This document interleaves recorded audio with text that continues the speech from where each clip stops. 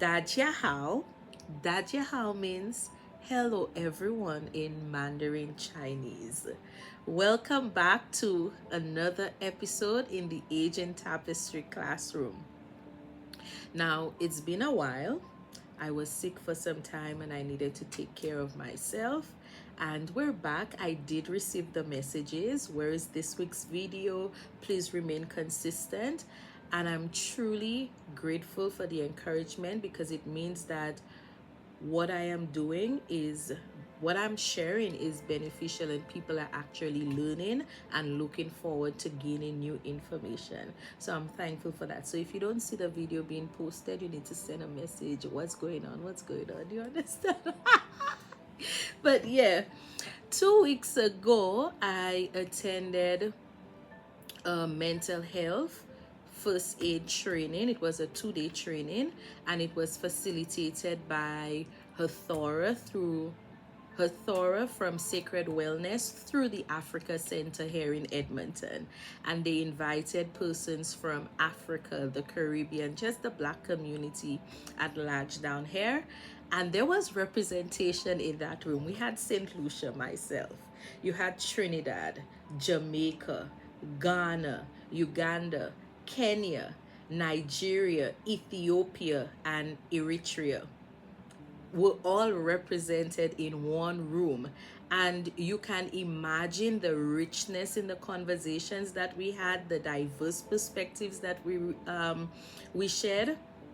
It was, yeah, it was tea, whatever it is this means. But yeah, and I'm honestly grateful for that opportunity because this training is essential. As I would tell my friends, it's imperative. It was imperative considering the complex mental health challenges that people face within the Black community, whether you're in the Caribbean, Africa, whatever part of the world, Black people experience complex mental health challenges. So it was important. This training was important. I did enjoy it. And during the training, we explored a range of topics from mood disorders, substance-related disorders, eating disorders like bulimia. I think a lot of people know of bulimia and anorexia. Psychotic disorders like schizophrenia and anxiety and trauma related disorders. So we received a wealth of information, and I really want to share some of my key takeaways from the 2-day training.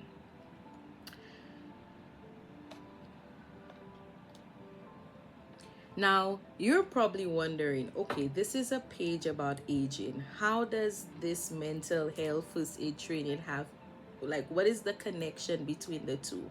And there is a connection because our mental well-being does impact how we age, whether it be physically, emotionally, cognitively. There is an impact. And if you recall, in a previous video that I did on the continuity theory, as we get older, who we are doesn't suddenly change. We just learn to adapt and use what we had previously known, to help us transition or to adapt to the different stages of our lives. And if that is true, it's important that we address mental health challenges at every single stage of our adult life or youth or older adult life, to just ensure that we're aging well and healthily, right? Because when we process our trauma, when we find healthy ways to reduce our stress and find healthy coping mechanisms to deal with pain, trauma, and even stress in itself, then we're creating this very firm foundation for later on, right? So I will explore some of the my key takeaways. And I believe that whether you're a parent, whether you're somebody who's experiencing or dealing with some sort of mental health challenge right now, or you're just interested in living a healthy life, this video will be beneficial to you. So we're first going to start with substance related disorders. Now, the information that I'm going to share with you is based on a study, well, a report that was published by the World Health Organization in 2024, based on findings from based on data from 2019. And they said that about 3 million deaths each year were linked to alcohol and psychoactive drug use. And of that 3 million, 2.6 million of the deaths were caused by alcohol and 0.6 million by drugs. Now, majority of the deaths occurred amongst men. Approximately 2 million of that was from alcohol and 0.4 from drugs. Now, women were also significantly impacted. 0.6 million of the deaths were from alcohol and 0.2 million from drugs. Now, you're probably wondering, why are these statistics important? Because you find that a lot of people use alcohol as a coping mechanism. They use it as something to numb the pain, to numb pain, whether it be pain, whether it be the reality of a certain situation or whatever. They use alcohol to numb that pain.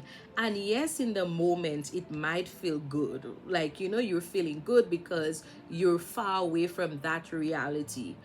But when the buzz, that euphoric feeling, that high feeling, that feeling away from reality or whatever it is that you're dealing with fades away, the reality of what you're actually dealing with is still there.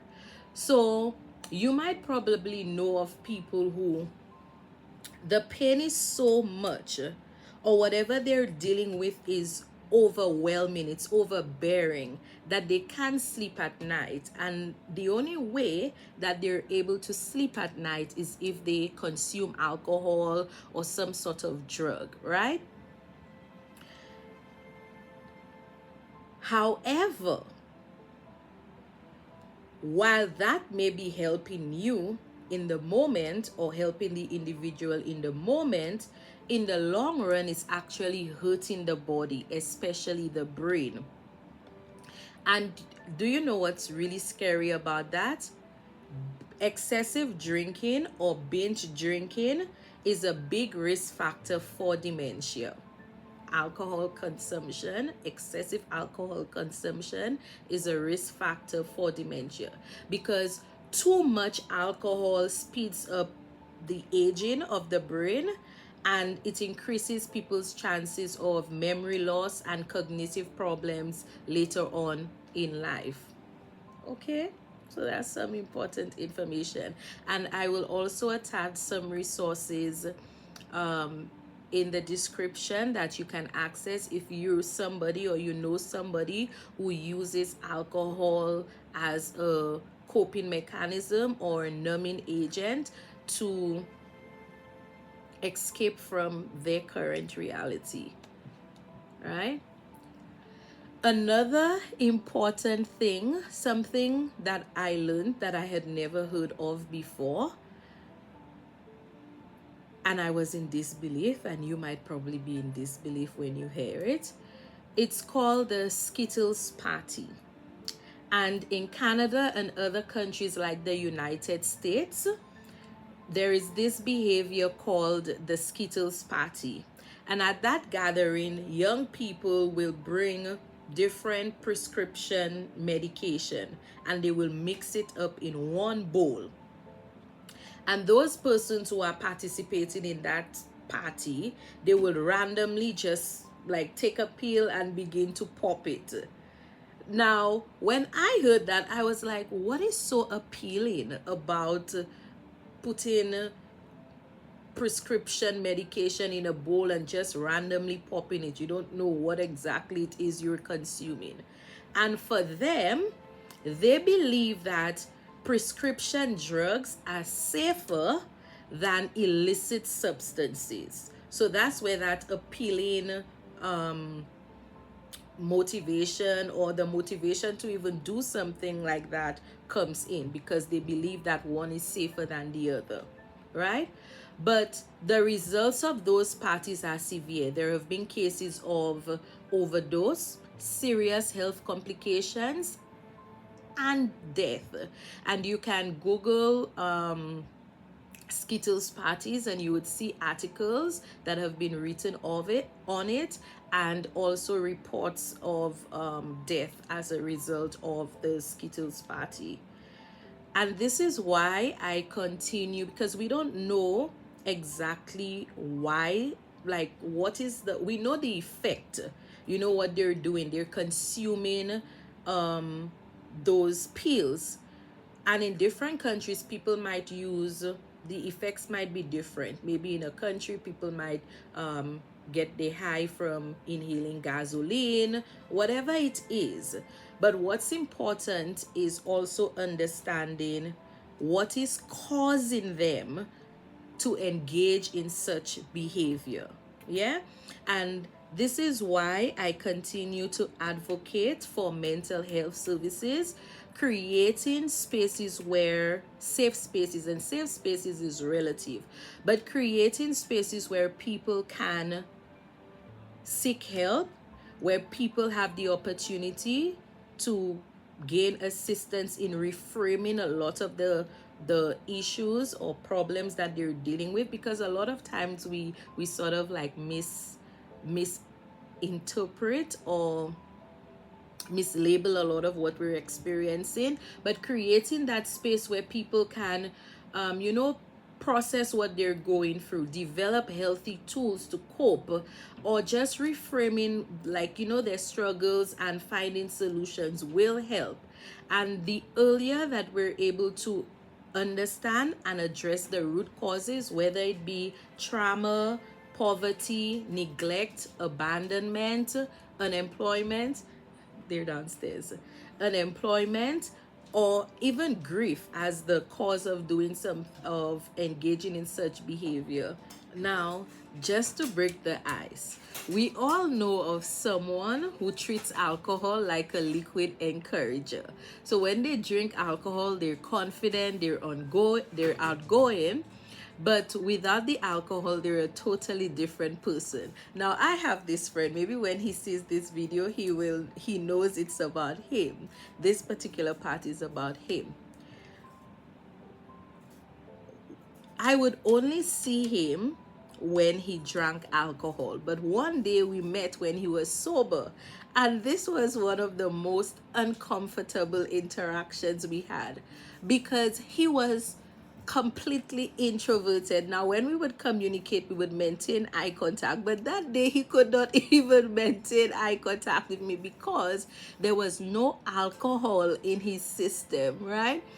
And all this to say, it's okay to drink occasionally, but when alcohol becomes the thing that you need to cope with pain or to feel like yourself, that's where the problem begins. Okay? And one reason that people drink excessively or they binge drink is because they're struggling with depression. And that brings me to the next area that we explored, which was depression.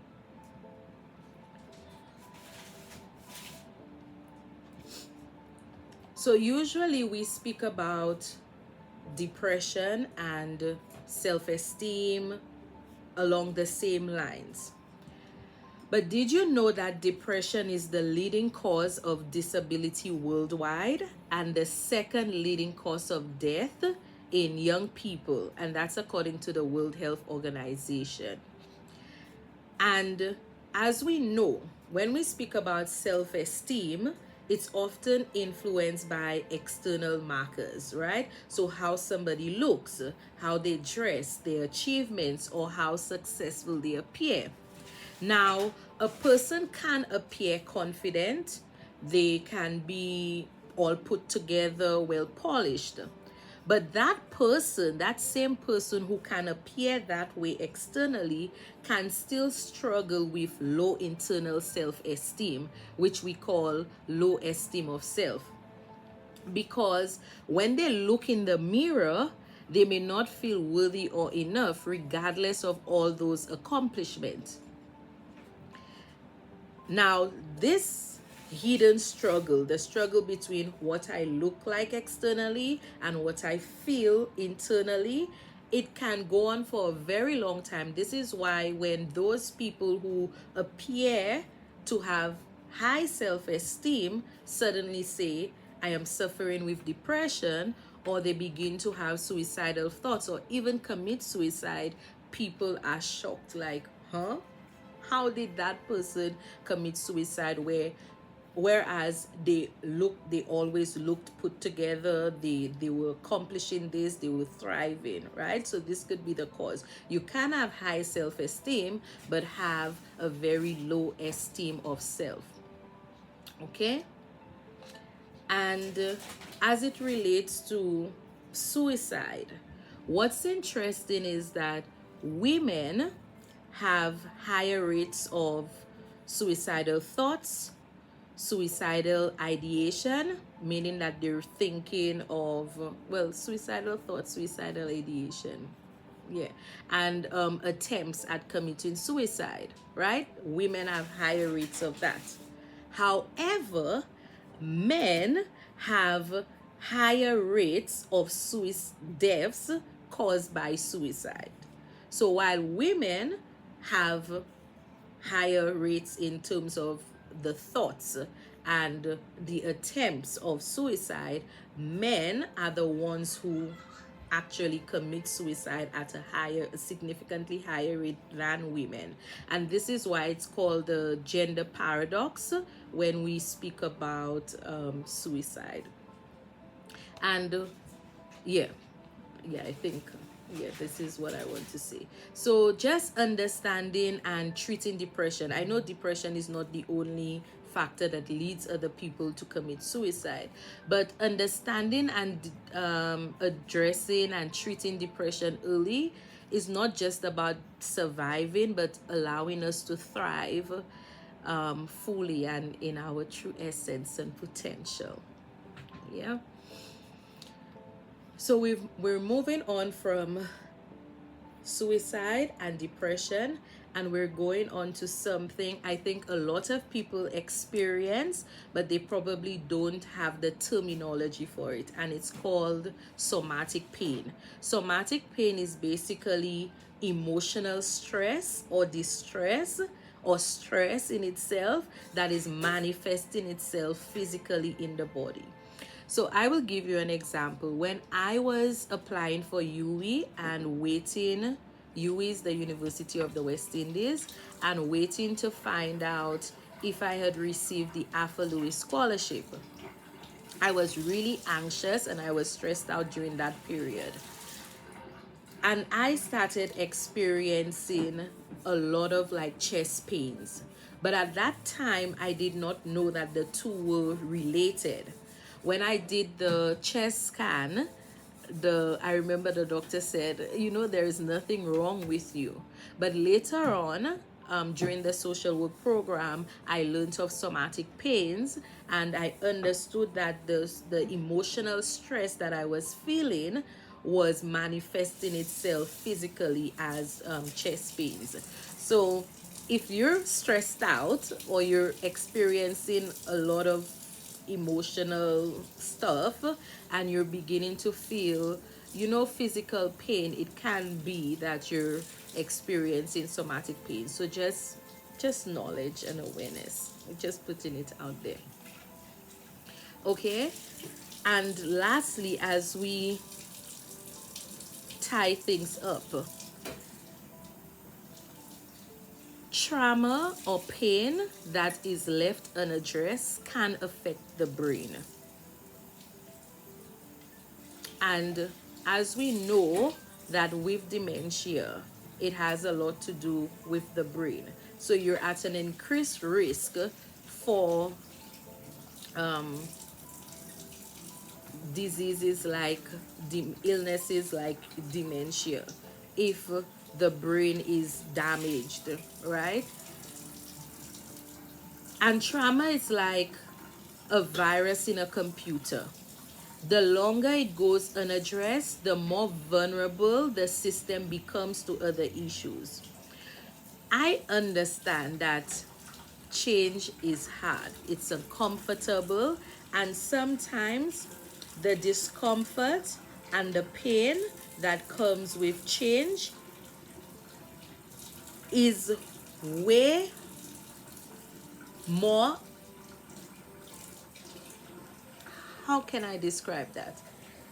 The trauma, the discomfort and the pain that comes with change is way more than the pain that comes in sitting in your dysfunctionality. Because I remember in 2024 when the Lord was pruning me, it was painful. Change is painful. I understand it was uncomfortable, facing who you are and understanding like, yeah, this is dysfunctional, this isn't working, like seeing the dark parts of yourself. It takes a certain level of humility to really accept like this is who I am. But I realize that when you get past the shame that is associated with that, it gets better. It does get better. So taking the leap of faith and acknowledging that, yeah, this is not working for me, this coping mechanism is not a good one, and I need help, right? Because it is ultimately worth it.